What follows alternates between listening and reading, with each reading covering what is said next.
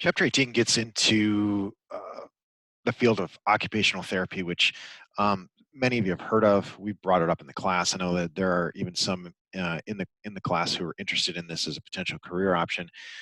What I find is most think that this is similar to physical therapy because it sounds the same or sounds similar. Um, there are several differences that we're going to find out.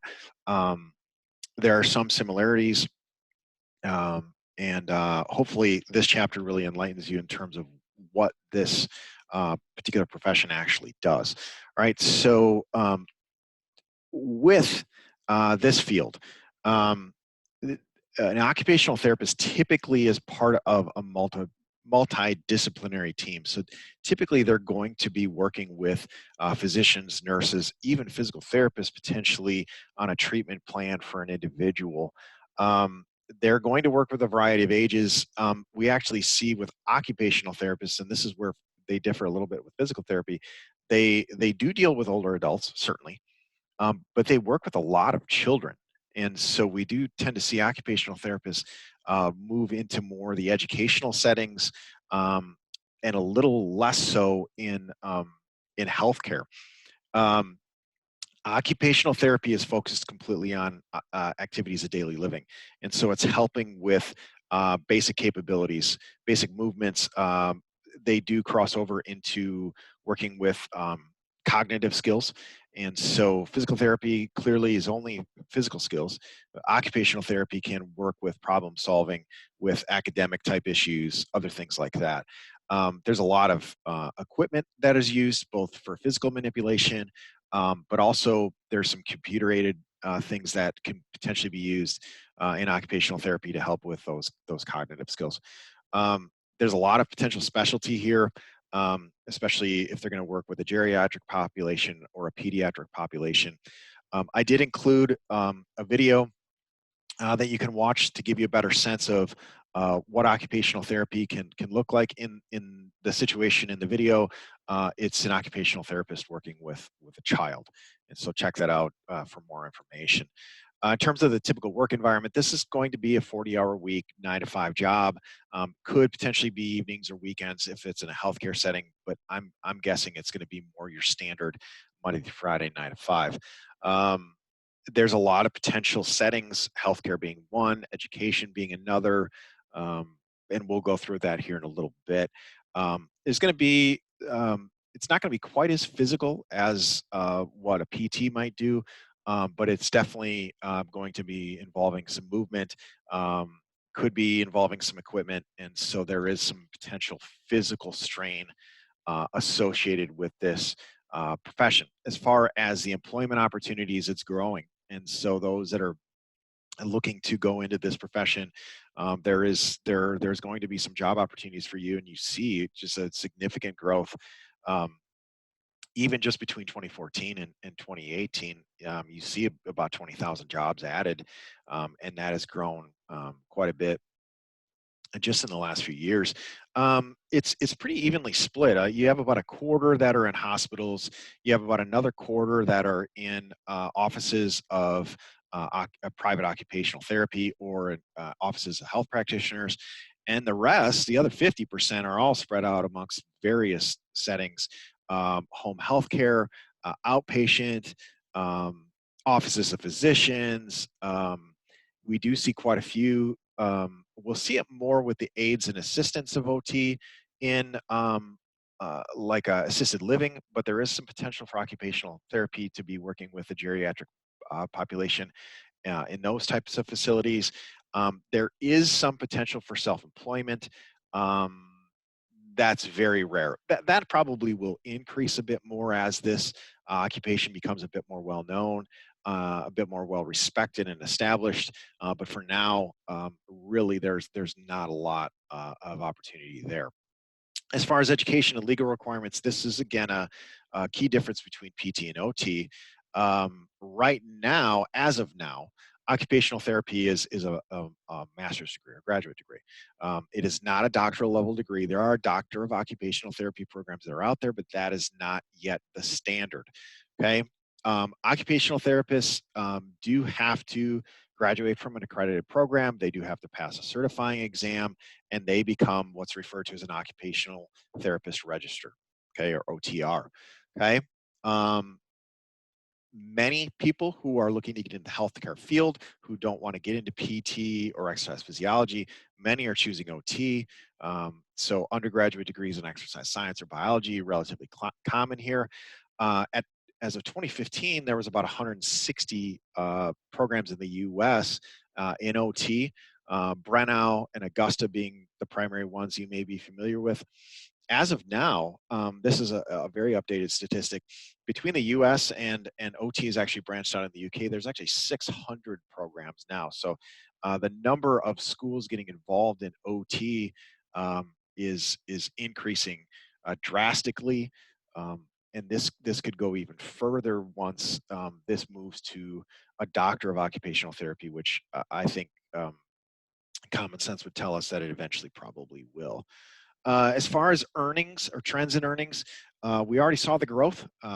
There's 18% growth between 2018 and 2028, and that big jump that we just saw on a previous slide can be accounted for by the 27% growth between 2014 and 2024. So this is a growing occupation. This is one that's becoming more well respected, and the variety of settings that they can work in is probably what's really beneficial to this particular field in terms of its growth. The wages have jumped up quite a bit, and one of the previous comments that I typically have made when covering this occupation when we compare it to physical therapy is that physical therapists make more. You can see not really anymore. Occupational therapists on average right now are making about $84,000 a year. In 10 years, their wages have jumped almost $20,000. And so occupational therapists are making good money, especially that's very good money for a master's degree. So you have growth, you have good wages. And so this is definitely a field that many are going to want to get into because of the benefits that come with that job security and that high wage. As far as the therapy, occupational therapy assistants and aides, this is a similar conversation to the one we just had with PT. There are OT assistants and aides, and it's very similar in terms of the way this breaks down. The assistants are the ones that have more education. They're compensated much better, and they have quite a bit more responsibility. Occupational therapy assistants are growing. Occupational therapy aides are basically flat in terms of their overall job growth. The work environment is the same as OT. It's possible the assistant and aide positions might be a little bit more physical in terms of what they have to do because they're the ones moving the equipment around. They're the ones having to take on some of the responsibility in terms of the physical work, and then the OT comes in, runs the session, and then these individuals help with the cleanup. And again, they may be involved in some of the clerical or administrative work, the paperwork involved with the OT sessions uh, to try and provide some of that assistance. As far as employment opportunities, um, all of the growth is in the assistants. This is identical to what we saw with PT. And so the growth that we see at the top overall, the 10,000 jobs that were added, again, all of this was in the occupational therapy assistants. So they gained 10,000 jobs in 4 years. Occupational therapy aides are actually decreasing. So it's decreasing or flat in terms of its growth.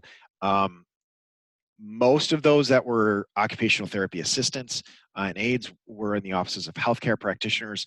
Hospitals tend to be the ones hiring the aides, which might be confusing to you because you might say, "Well, I would guess that a hospital would hire an occupational therapy assistant."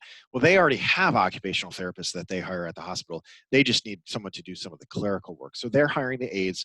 What's happening is in the nursing care facility, they're the ones hiring the OT assistants. Why? Because they can basically have some of the same OT work done, some of the basic OT work done that's required in those facilities, and pay them a lot less. So this is the reason that we see some of this shift in terms of the direction that these places are going. So the OT aides, they're going to the hospitals. The OT assistants, they're getting the full-time, high-paying jobs in these nursing care facilities. And the facilities themselves are saving money by not having to hire an OT. Okay. In terms of educational And legal requirements, again, identical to the PT assistants. An associate's degree is required for the PT or the OT assistant, just like the PT assistant. For the aide, they're just going to get training on the job and they're going to have a high school diploma, and that's reflected in the pay. There are about 215 accredited OT assistant programs in the U.S. In Georgia, Andrew College, Augusta Tech, Chattahoochee Tech, Darton State, and Middle Georgia all have programs in OT assistant. All right. In terms of growth and trends, all of this, again, is in the OT assistant position. 31% overall growth from 2018 to 2028. Almost 40% growth from 2014 to 2024. So huge uptick in terms of numbers here.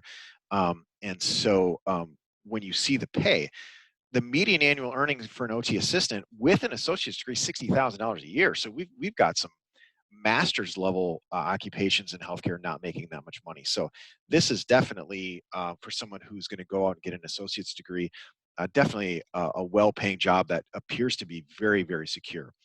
The OT aide, it's not the same story. They make less than half, and their job security is not very good. There's very few jobs, and there's actually decreasing numbers in terms of that position. And so, again, OT assistants, good pay, steady growth. The OT aides, somewhat limited to being the aide to an OT in a hospital setting. Okay, so that's it for chapter 18. Questions, you can refer to your book. You can refer to the PowerPoint and send me any questions as they come up. See ya.